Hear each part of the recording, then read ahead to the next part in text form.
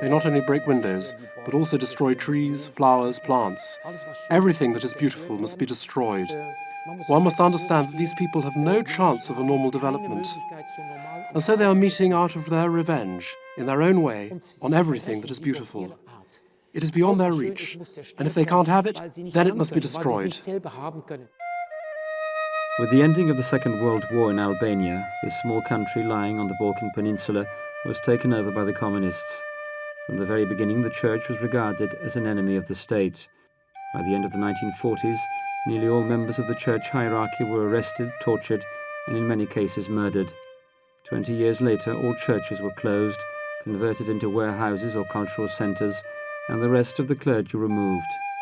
From that time, for nearly 30 years, not a single official Eucharist was said on Albanian soil, whilst anyone, any family, found partaking in the liturgy in hiding faced the death penalty.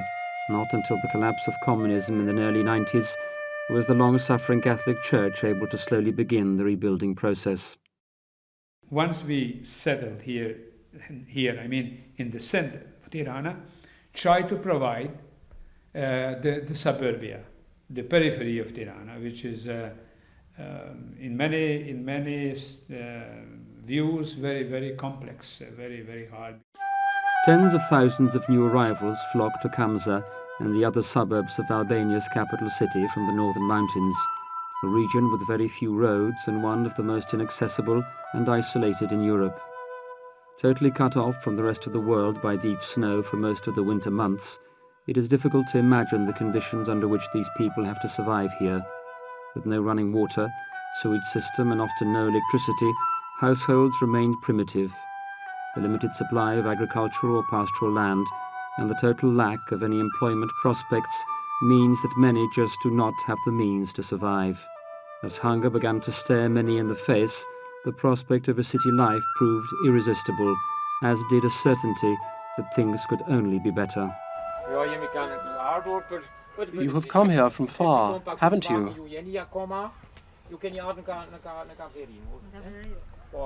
Yes, from the north. From Tropoi or Puke? We come from Puke. How many years have you been here? 3 years. How many children do you have? We have 5 children. Unter diesen Umständen, dass sie in den Bergen ein Haus hatten, sehr primitiv. They lived in the mountains, as best as their means permitted, and then suddenly they came down onto the plain where they had to start from scratch. More often than not, they received no help and have to fend for themselves. The only real benefit that these people of the mountain gained was a milder climate. Tirana has no frost or snow, and there are the children whose schools are nearer. But living conditions remain primitive, there is no work, and to survive absorbs all their energy.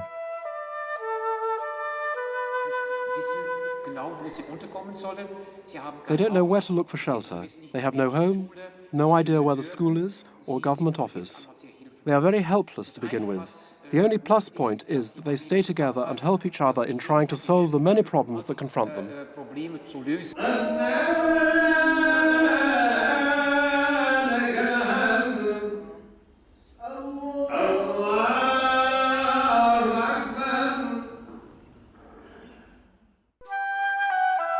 For 70% of Albanians, Islam is their faith.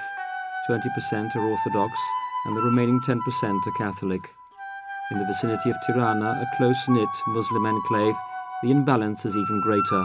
Northern Albania was always more Catholic, and in spite of a lack of priests and churches, a feeling of belonging, albeit weak, to the Catholic Church has survived.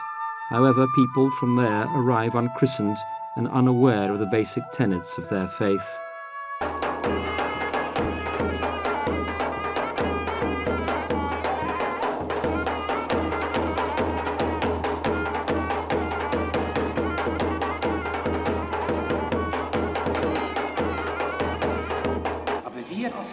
We, as a church, are the only place where these people can obtain the help they need. This is the only place where they can get some idea of what the future holds, where they can begin to bring order to their lives. At the very least, a starting point, a new beginning. Yes, there's no light, no water, no sewerage. There's nothing. When it rains, it becomes flooded. Yes, I know, and that's why we will try to do all we can to help. Do you have windows? We have the windows, but not the glass. As you can see, there's nothing here. Our community is above all preoccupied with helping the neediest. All who come from the north belong, at least to begin with, to those in greatest need. You sleep together with the children here? All 7 of you together? Yes, 7 people. 5 children and both parents. It cannot be easy, even for the children. They are small now, but what will you do when they grow up? The Albanian government ignores these people and their plight. It does nothing to help them and behaves as if they didn't exist. Supported by international aid organizations, the Catholic Church is the only body that shows any interest in these Albanians as it fights to rekindle their self-respect and their faith in God. It's about trying to find a better way of serving these people. The Catholics, who have come from the mountains and have decided to settle in this region.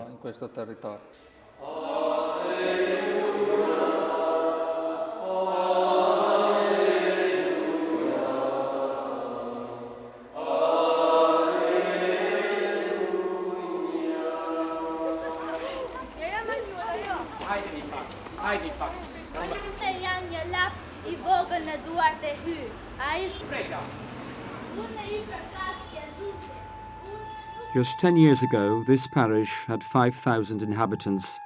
Since then, another 20,000 have arrived.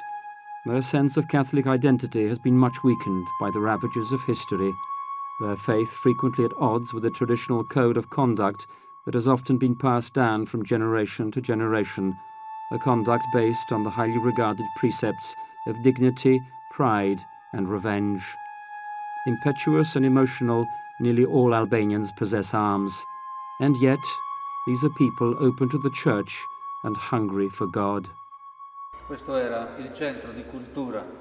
During the communist times, this was a cultural centre. Where we are now was the theatre. Behind the 2 pillars and the statue of Our Lady was the cinema.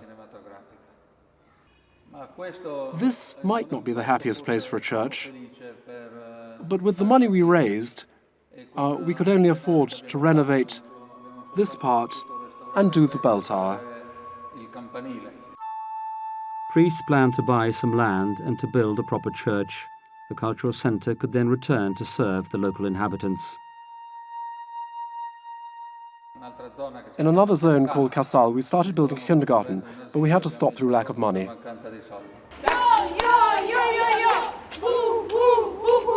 I love you for you. I love you for me. I love you for you. I love you for me. Very many children are sent out onto the streets at 6 in the morning to return home at sunset. By implication, they live their whole lives on the streets. Many have no real family home. They try to readjust here, and that entails the release of a lot of aggression and anger. They fight between themselves and sow destruction. Nevertheless, the fact that these children can come here is for them a great chance.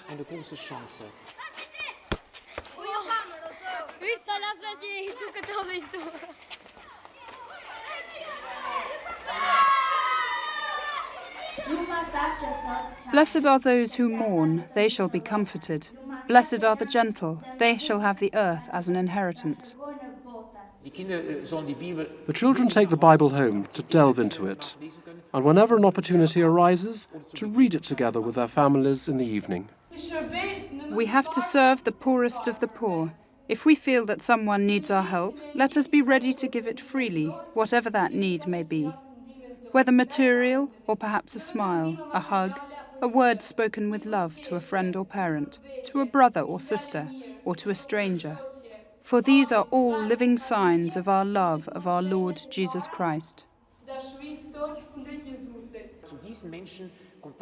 We stay in touch with Muslims. They are believers, but they don't live according to their faith. They are conservative, but non-practicing Muslims. And they have a Catholic church here, a good place, where beautiful things happen. We try to deal with the aggression that comes about between various religious groups. We try to prevent it.